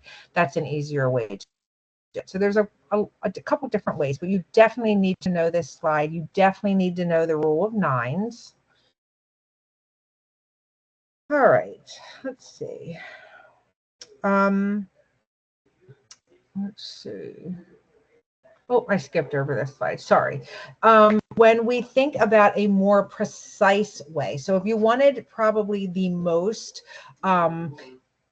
precise way for you to be able to really tell, assess the burns, you would use this Lund and Browder method. So this is another way, again, where you can measure by percentages. There's a percentage that's attached to each body part. You don't need to know that for your testing, but that's just another just another way of testing. But this is considered to be a more precise way because it breaks down the skin, breaks down the body parts into smaller areas. You can see here like a foot, then you have a half of a leg, another half of a leg. So it breaks it down even further. So when we think about providing care for a patient that has burned, there's typically three phases that we think about. So the first phase is going to be that emergent phase. So this is going to be what we call the resuscitative phase. So this is probably the most initial, important stage. So this begins with the injury and then it really goes into that first 24 or 48 hours. So things that we're doing during this time, our priorities are always going to be securing the airway. So if we think of a patient that came in a fire, we see patients that come in sometimes and they don't appear like they have any issues, but then they have damage to their airway. They have damage to their lungs because they've been breathing in smoke and stuff like that. So it's extremely important that we prioritize that airway. We want to look for any type of soot around the nasal passages, look up in the nose, see if we can see any singed hairs in the nasal passages, anything like that. Let's look at what their breathing is like. Let's do a good respiratory assessment on them. Let's see what their oxygen level is. Are they breathing fast?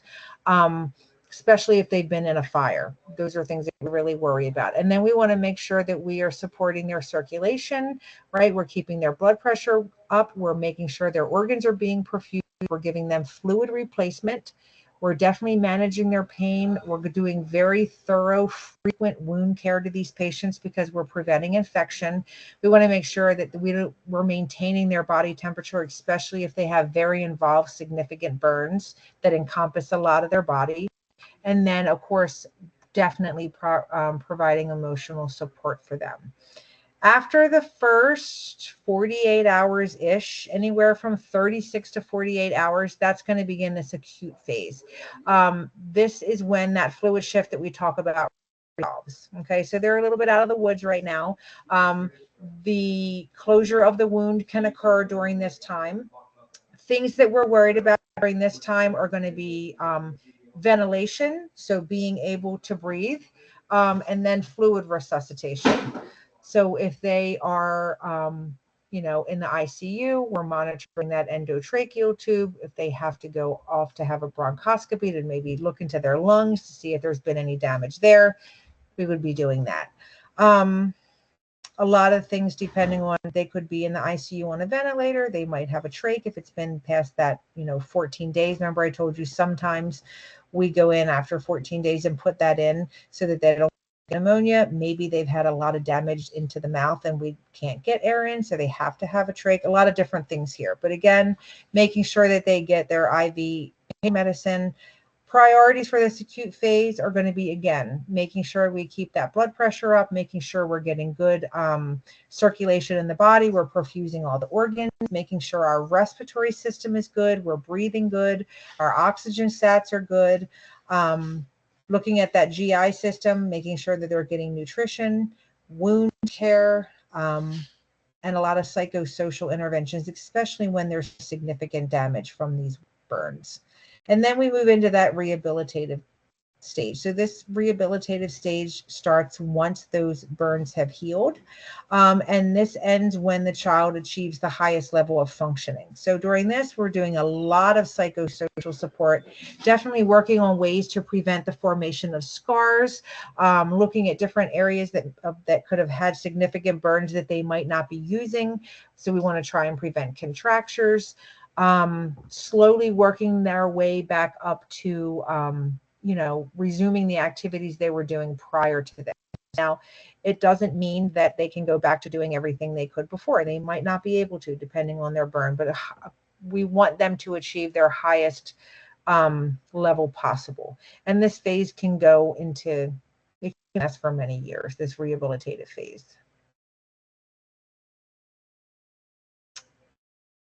All right.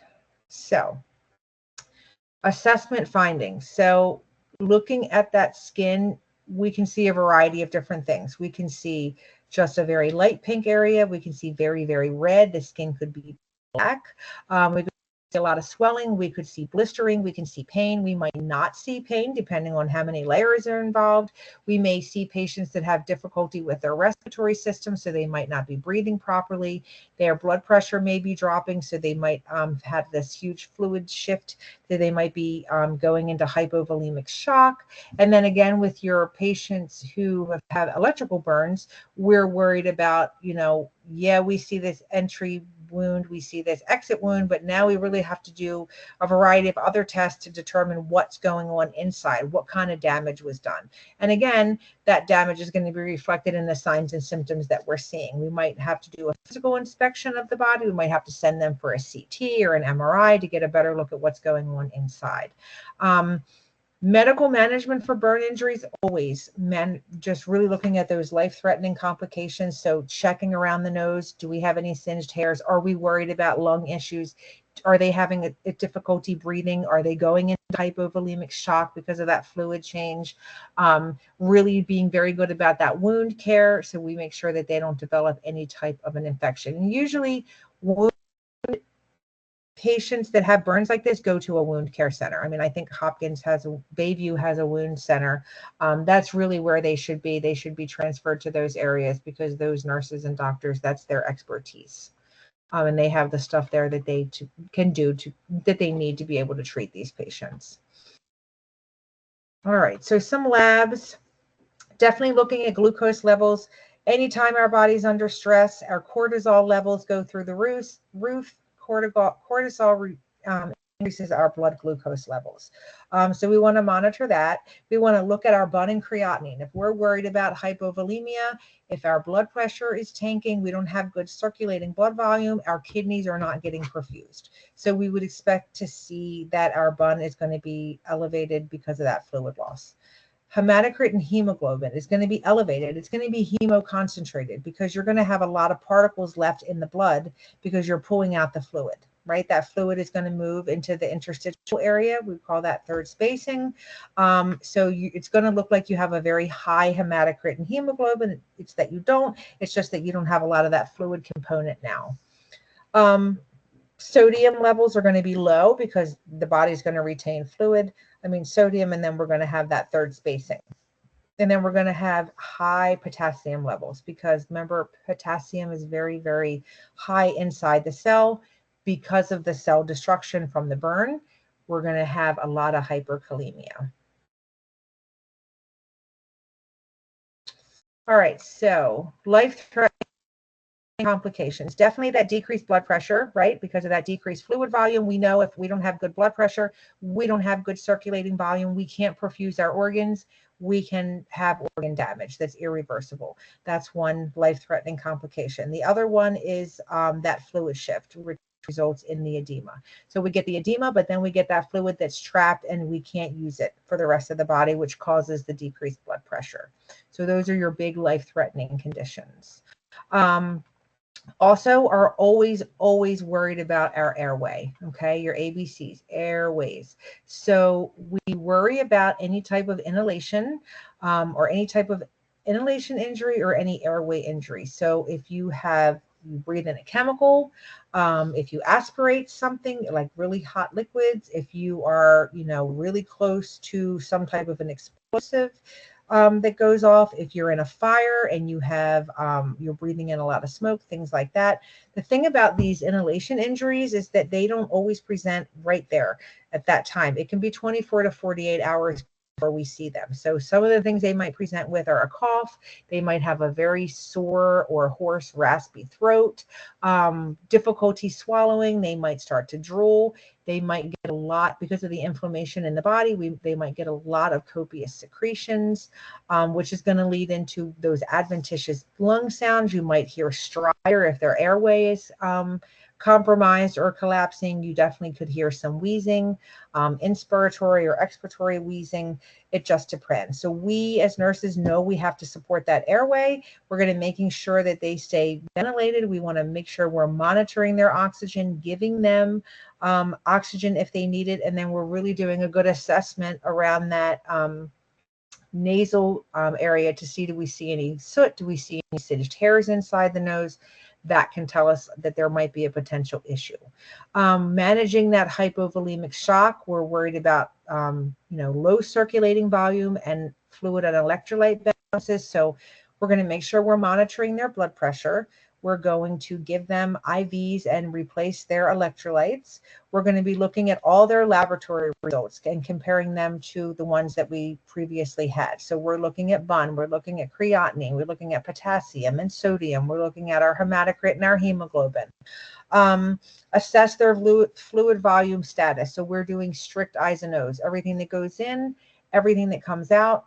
Making sure that we weigh the client daily. Now, remember that patient that had those huge fluid shifts that have third spacing, we may not see a change in that body weight, which doesn't mean that they're not suffering from some type of a loss. We're going to be looking at the blood pressure and other things, because typically, even though they're having hypovolemic issues, that fluid is still in the body. We just can't use it. There won't be a fluctuation in the weight. All right, wound infection. So we know that if we have a burn and our skin is compromised, then we're certainly vulnerable. We don't have that protective layer anymore. So we're worried about an infection. If we get an infection, we're worried about sepsis. So we need to make sure that we are always looking at that wound, assessing for any new discoloration. Is there any edema? What kind of odor? What kind of drainage do we have? What does it look like? Is it thick? Is it thin? We want to make sure we're monitoring all their vital signs: blood pressure, heart rate, respiration, temperatures, looking at those laboratory values. We're looking for their hematocrit and hemoglobin levels. We're looking at white blood cell count. If we need to send off a culture, we want to make sure that we get that as soon as we can and send that off. If they've ordered antibiotics, we want to make sure that we start them and administer them in a timely manner, and then make sure that we are using aseptic or surgical aseptic technique for dressing changes. I think maybe in burns, they might do surgical. I'm not sure. I know in med surg, we usually do just aseptic. I've never done a surgical aseptic dressing change. Sometimes too, depending on how severe those burns are, we're always worried about any kind of damage to the joints. So their bones, any area where your wrist, your knees, your shoulders, things like that.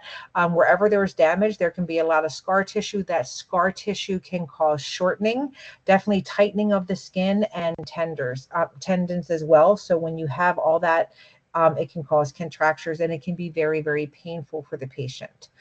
Some patients will go and have surgery after surgery after surgery to kind of stretch that skin and have new skin placed so that they get more flexion in those extremities, in those areas where there's a buildup of scar tissue. So what can we do? We can help encourage neutral positions with limited flexion. Make sure that we can have them order some splints that will help keep those joints in the proper area. We can use compression dressings. So compression dressings are very, very helpful. We're going to talk about that in the next slide, I think. They can be used for up to 24 months after the burn. They are very good at helping the patient to be able to increase their mobility, but they also help reduce scarring. We can help them, with PT, work with them a couple times a day, at least 3 times a day, using those active and passive range of motion exercises to keep everything moving. And then again, with everything that we do, we always want to encourage early ambulation, get them out of the bed and moving around. All right, so infection prevention. Some of the things that we do where we do those wet to dry dressings, or we do chemical debridement to go in and to remove all that debris to keep that wound bed nice and granulated and ideal for it to be able to heal. We can do IV antibiotics. We can use topical antibiotics as well. when we think of managing burns, there's two ways that we can manage them. We can do the open method or the closed method. So the open method will, you'll expose the areas on the body that were burned to air. This is only going to be used for areas where it's really difficult to apply dressing. So we don't usually see the open method done a lot unless it's in a very hard area. So the face sometimes is obviously is very challenging, and the perineum area as well. If patients are in an isolation and they have sterile bed linen, this can be ideal because everything is sterile. If a hard crust forms over a partial thickness, then we can do the open method because then that base is covered. Or if an eschar forms in areas where you had maybe a full thickness burn. So if it impedes any, sometimes you can have eschar and it's okay. If it starts to impede the circulation, then they go and they remove that. They make an incision into the eschar to relieve the pressure, because sometimes if fluid builds up under it and you don't get good circulation, it can delay wound healing and cause other wounds to develop as well. So it just depends on where it's at and, you know, the circumstances around it. The closed method is the preferred method. That's what we use currently. It creates these closed methods create a kind of like a barrier that has antibiotics in it. So it's an antimicrobial barrier. It discourages a lot of scarring that can be considered hypertrophic, which can cause you know, tightness over certain joints and things like that. The closed method usually provides direct pressure to the wound. So these dressings are going to be non-adherent, which means that they don't stick to the skin, which is great. Some of them are going to be absorbent, which means it'll pull and liquid and wick away from the wound so that it doesn't get infected. We can have occlusive dressings. Usually for burns, from what I've heard, is that these dressing changes are done every 8 hours to once a week. Every 8 hours at first, because there's a lot of debriding that they do at the bedside for these patients to get all the damaged skin off, which I hear is extremely uncomfortable. So every 8 hours to once a week, I guess, just depending on what stage you are in healing. There's a lot of different types of antimicrobial therapy that you will find. The most common ones are your silver nitrate, your silvasulfidine. Those are our most common ones that we see. These are just dressings that contain antibiotics in it. You can put it on the wound and it'll, you know, instill that antibiotic. You can leave them up to 5 or 7 days. And then it helps that wound heal. Again, you'll get used to whatever your facility offers, and you'll become familiar with that. All right, so sometimes we do have to do surgical management. We have to go in and we have to do a debridement. So we would go in to remove all that dead necrotic tissue, because if we have eschar or a lot of slough and it's, you know, sitting over top of that wound, it's going to become necrotic because we're not going to get good blood flow to it. So we need to go in surgically and we need to move it off. We have to just cut it off and take it off. Okay.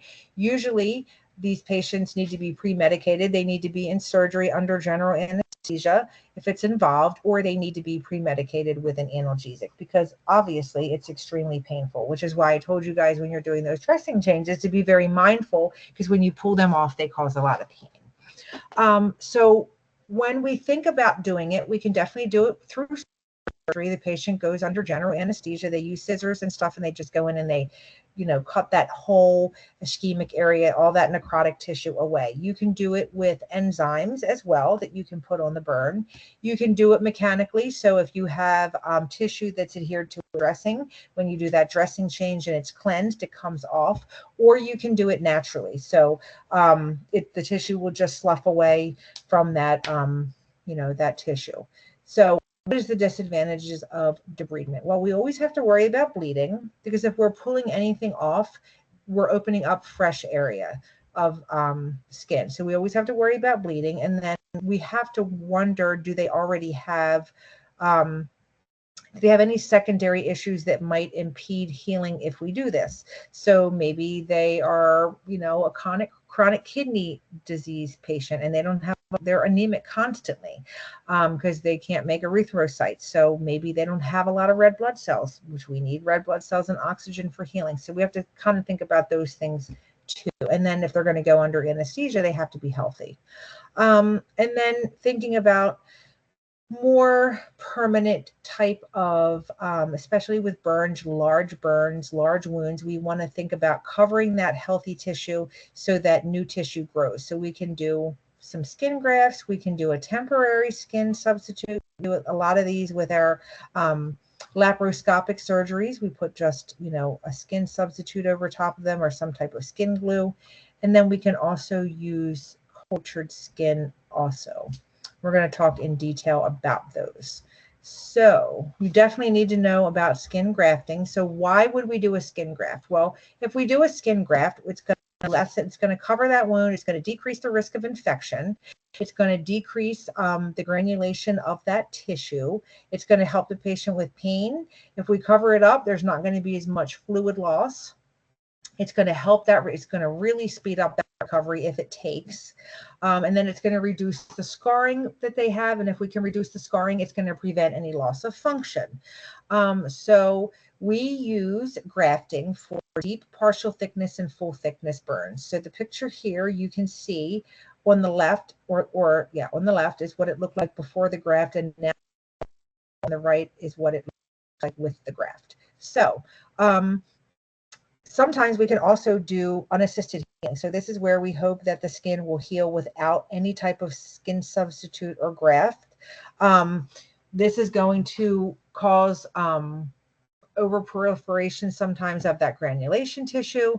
It's going to contain a lot of those fibroblasts, which are going to call those increase the risk of those hypertrophic scars, which can cause limited mobility in the patients, things like that. And then it can, when a wound starts to heal unassisted, it can contract and it can pull the edges of the wound together, which doesn't give a nicer type of appearance. And it can even further cause contractures in the patient. So normally we like to do the skin grafting for these bigger wounds if we can, because it has a lot of positive outcome. So skin substitutes and grafts. Again, we've said all this on the previous page, but it limits the risk of infection. It minimizes how much fluid we lose, diminishes the pain, decreases that granulation of tissue, promotes regeneration of tissue, and prevents loss. There's a couple different substitutes of skin that we can use. So you need to know these. We can use a xenograft. So this is where we get skin from an animal. So typically what we use is pig skin and cow skin. We can use an allograft or a homograft. So this is a biological source of skin that is very similar to the client, okay? Or we can do an autograft. So this is where they will take the patient's own skin from one part of their body and put it onto another part, okay? Usually this is a full thickness graft is what we call this. So an autograft is ideal because we take the patient's own skin. All right, so I would know this slide also. So an autograft is the client's own skin. Rejection is very unlikely. So we love that. We don't want to have to go in and do this procedure again. An allograft is human skin, but from a cadaver, came from somebody else. Heterograft is animal skin. When we think about the types of autografts that we do, we can do a split thickness, which is where just the epidermis and a very thin, small layer of the dermis are harvested from the client's skin. Usually they like to go to the more meatier areas, so the butt or the thighs. Full thickness includes epidermis, dermis, and subcutaneous tissue. A slit graft is where skin is removed from the donor site, and then it goes through an instrument that actually slits the skin itself, and then a smaller piece of that skin is going to be stretched over a larger area, so it makes more out of what you actually have. Disadvantages of this is that obviously you're creating a new wound, right? So if you're going somewhere else on the body, you're taking skin from there, now you have another wound that you have to worry about. You have to wear pressure garments with these with this skin grafting, and you always have to be very, very mindful about putting on sunscreen because you don't want to damage this skin. So we're going to talk a little bit about those pressure garments. So again, we're looking at that wound, doing an overall status of them, looking at nutrition, wound, their ability to be able to heal, all that good stuff. We're monitoring their blood pressure. We're giving them fluids. Hypovolemic shock, very, very common cause of death the first 24 hours. So fluid replacement is extremely important. We're worried about hypothermia because their skin was the best way to control body temperature. And now that skin is damaged and they have less skin. So we're losing heat. So we need to do a lot of fluids that are warmed, and we need to use warming blankets. We're definitely doing relief for these patients. We're monitoring their airway. We're being very vigilant about giving their antibiotics on time, controlling their pain, changing their dressings, looking at everything we need to determine if the patient has an infection, check those vital signs, monitor your WBCs, and of course, providing a good amount of emotional support for them as well. And we need to look at their nutritional support also. Client teaching, especially if we're thinking about these pressure garments. These patients need a lot of teaching. So this slide is important. You want to know this. We wear these pressure garments because it helps with that grafted skin. It keeps it smooth. It reduces the scarring. And then we know if we reduce the scarring, we're going to reduce pain. And then we're going to hopefully prevent these patients from developing contractures. So they need to be taught that they have to wear this pressure garment at least 23 hours a day. That's an entire day, right? With an hour not wearing it, probably just long enough to get a shower. So they have to wear them 23 hours a day. They have to contact their physician or their physical therapist, whoever prescribed this or whoever's managing it, if the garment starts to cause discomfort or if it's not fitting properly. So if it starts to get loose, they need to call right away because this should be very, very snug on them. It has to be snug in order to minimize that scarring and to prevent that skin from overgrowing. And then, of course, we should always be telling them that they need to use sunscreen to prevent any permanent pigment changes into that healing skin. So this is what these pressure dresses look like depending on how much of their body has been covered in burns. Okay. These two here obviously have had significant burns because they're wearing these from head to toe. So again, it smooths that grafted skin, reduces scarring, prevents contractures. Wear them 23 hours a day. They absolutely have to be fit. If they're loose, you need to call right away because they should be snug. And then you have to wear them for up to 2 years. All right, these are some of your nursing potential problems: anxiety, disturbed body image, fear. I'll let you guys read over all of these because I'm already out of time. So reviewing, any infection with a burn we know can be life-threatening. The outcome of a burn injury depends on how fast they get help. Okay, and then how fast they get that actual acute treatment in the hospital facilities. And then the 3 complications that you guys should always be aware of: the airway, inhalation injuries, hypovolemic shock, and then infection. All right, guys, what questions do you have? Sorry, I ran a little bit over. How did we get to the YouTube channel? Just Google me. Well, I'm going to send you the link. This is going to download. It's going to take a little bit to download, but I'll leave my computer up and then I have to upload it to YouTube. And then it takes about an hour to kind of convert over. So you should be able to click on it definitely by tomorrow morning and have access to it. I'll post the link and then you just click on it and it goes to my channel. It's the whole 4 hours? Yep, it's the whole 4 hours. It's been recording. As soon as I hit leave, it's going to, yep, upload the whole thing. Cool. Thank you. Thank you for your time. You're welcome.